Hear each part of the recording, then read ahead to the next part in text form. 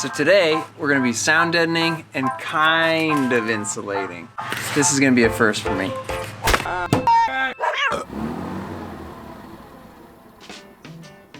Okay, so one of the first steps in your van conversion is gonna be sound deadening. And usually Julie's here to help me talk about it, but it's the holidays and we had to celebrate them apart. So in holiday fashion, Julie is here in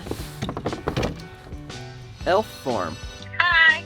There is a bad glare on there, so I don't know how well this is gonna work, but she's here. Now, for those of you who aren't sure what Sound Deadener is, it's essentially a butyl rubber compound topped with a piece of aluminum that makes a nice weighted sheet to apply to the flat metal surfaces of your vehicle in order to add mass. This increase in mass makes it more difficult for the road noise from the exterior of the van to transfer to the interior and vibrate the metal panels, which in turn reduces all that terrible noise in your naked van. Now the fine folks over at Noico sent us several boxes of their 80mm Sound Deadener, and they also sent along something new, or something I had never used before, which was their 150mm Noico Red. Noico Red is a 16x10 closed cell foam used in conjunction with the 80mm butyl Sound Deadener, and it adds additional soundproofing as well as insulation.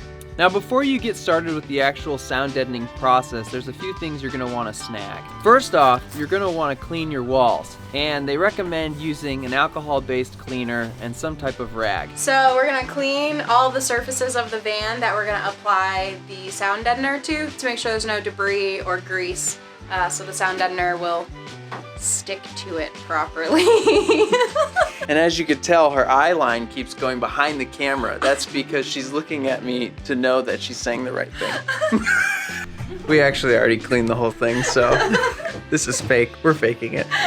Then you want to also grab some sound deadening rollers. It's probably best if you snag something online, because if you go into your local hardware store, you might be hard pressed to find the proper roller. But you'll also want some items to cut your sound deadener with. We ended up using a couple pairs of scissors and a straight blade. It might also be a good idea to get yourself a pair of gloves. It's really easy to cut your fingers while you're cutting those sheets, so covering your hands up isn't a bad idea.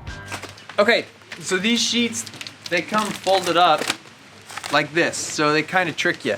But they unfold to this size, which is roughly a 20x30 sheet.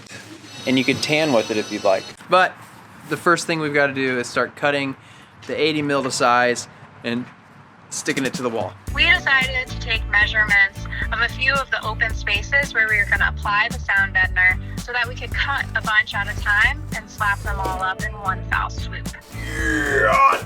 But that turned out to be better in theory than in reality, and we found that it was a lot quicker to just hold a sheet of sound deadening up to the wall space and make a rough cut and just stick it on right away. Another little tip while applying the sound deadener is to not pull off the entire backing of the sheet all at once. It's easier to pull it off in sections as you apply it so that you don't have one giant sticky surface, because if you end up putting it on there and it's not right, it's really difficult to get it back off.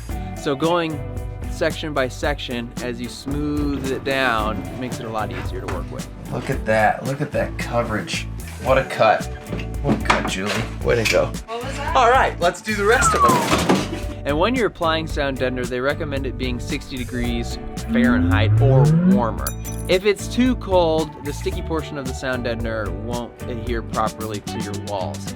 Luckily, it was above 60 degrees while we applied everything, but if you're in a situation where it's not, it doesn't hurt to have a heat gun, and then you can heat your sheets before you stick them on to your walls. Also, make sure to keep your cutoffs and scraps because you can reuse them for all the little nooks and crannies in the bumped out framework of the van. Another thing to keep in mind while applying sound deadener is where you might be cutting holes later on during your build, whether that's for fans or for flare spaces or windows or a furnace. If you apply sound deadener in those locations, it makes it that much harder to cut through. We're onto the wheel wells. Noico said that we should do 2 layers on this because this is one of the loudest spots in the van. So I'm not gonna do any like special cuts or anything like that. I'm just taking pieces of scrap that we have and cutoffs, and I'm just gonna start layering it in and rolling it on. I just took some pieces and just started laying it down. And then to help go around the curvature of the wheel well, I would take small slits on the top of the Sound Deadener and then overlap it until it would curve with the wheel well itself.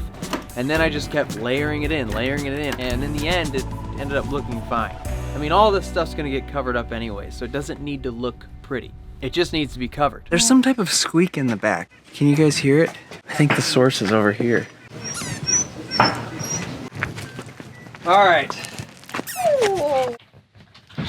Is this your idea of helping? Covering the ceiling was a bit awkward because I had to extend my arms all the way and hold the sheet up as I was applying it.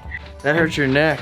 And my arms are really tiny, very frail and weak, and so it was pretty tiring. It's easier to have two people so that one person can start aligning it while the other person holds it, and then, you know, kind of roll it in and peel it off as you go. For the ceiling though, you do want to make sure that you're rolling it in properly and getting all the little grooves nice and tight so that it holds into place, because gravity isn't going to be working with you. One spot that's easy to overlook is the headliner because it's covered up. Out of sight, out of mind. So the two final spots that we're gonna try to sound deaden is the floor and this headliner. What's the first thing that you're supposed to do? Always remove the graham crackers from the overhead bin. Oh, that's right. Always. It's pretty easy to remove the headliner itself. It's only held in with a few Torx bolts and like pushed in clips. But once you pop those off and get the bolts out, you have access to all of that metal that's hidden up behind there. If you want to listen to what it sounds like now, we'll see if it sounds any different. And we ended up applying, I think, 2.5 full sheets on the main middle section. Okay, see if there's a difference.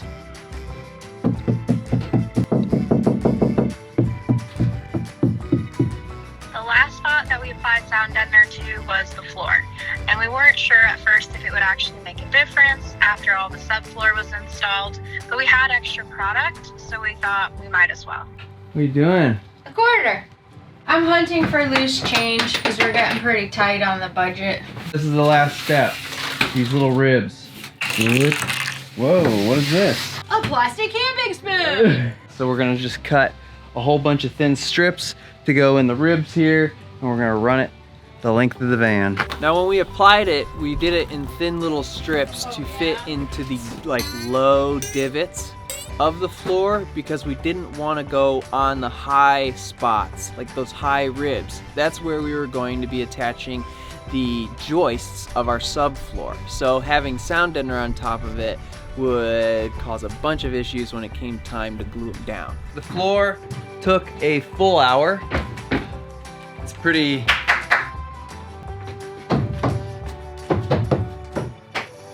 muffled in here. Or Sound deadened. So with all the Sound Deadener in, we're gonna move on to the Noico Red. So this is gonna serve as a little bit of insulation as well as added sound deadening. So we're gonna just plop it over everything. And you don't have to roll this. You just cut and stick. And a lot of these are pretty small. I think the one thing it said is just don't leave any gaps. Butt it up if you got two pieces end to end. It should be pretty straightforward. Watch, I'm gonna go just stick one now. Oh, there's some red.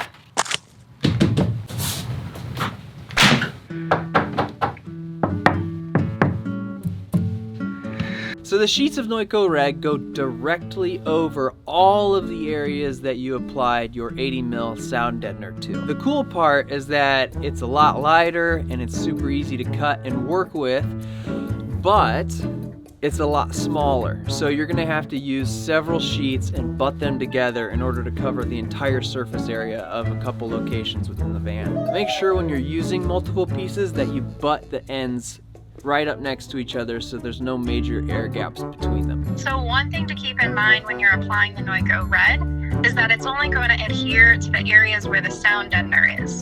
So if you cut an oversized piece and try to apply it to the bare metal, it won't stick. let's go. going on? Julie did a really good job covering the wheel wells too.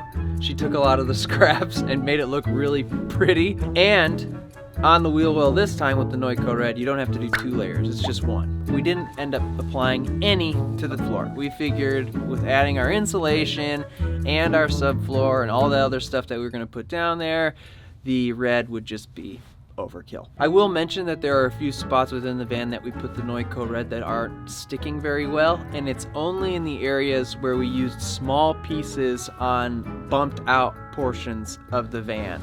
But other than that, everything else is holding on really well. I would say if you did it, just stick to all the flat surfaces in the van with the Noico Red. Okay, we're all covered up, and now it is time to go see if it sounds any different. And we did lose the daylight, so I'm going to be kicking this light on. And hopefully you can see me while I record some sound. Now, I did attempt to do a noise comparison with a decibel reader in the very beginning and then at the end when we had all of our sound deadener in place. And I feel as though our findings or recordings were a bit compromised, because our sliding door has this really loud rattle that we couldn't get rid of. I still haven't gotten rid of it. And I think because I was recording in the main area of the van, that rattle was just present the whole time we were driving. I mean, I think it was still loud too because we had large areas that were not sound deadened at all. Yeah. We had to leave, the whole door panel for the window as well as the 2 rear panels in the back. So we had large areas that weren't sound deadened. Now, I did notice a slight difference from the noise the wheel well was emitting as well as the sidewalls of the van. Overall, it really did feel a lot quieter and more dampened. It's not just like this giant rattling box. If anything, we did get a cool wipeout. I'm so sorry. It sounds like came out of nowhere. Just wiped out. So that fall got a 92. In total, we used about 4 boxes of the 80mm Sound Deadener and 3 boxes of the Noico Red. And that covered the entirety of our Mercedes Sprinter 170 wheelbase high roof. I think that's about 130 pounds that we added to the van itself. When you look at the total time it took us to apply the sound deadening and the Noico 150, it's probably about a full 8-hour day, if you can allot that much time all at once. And it's a pretty straightforward process. You don't need any special skills, but it never hurts to have an extra hand. And that's it. We have a totally sound deadened vehicle. Let us know if you have any questions. You can always leave it in the comments or reach out to us through email or Instagram. And if you're new to the channel and you enjoyed this video, please like and subscribe if you want to follow along with the remainder of our build. And if you have some sound deadening to do yourself, go check out Noico. We'll leave a link in the description. Thanks for watching, and I hope you enjoyed your holidays. That kind of dates this piece, but look, we have a little elf with us, so it's dated anyways. Happy holidays! On to the next video, which will be cutting holes. We're gonna cut some holes now. Okay.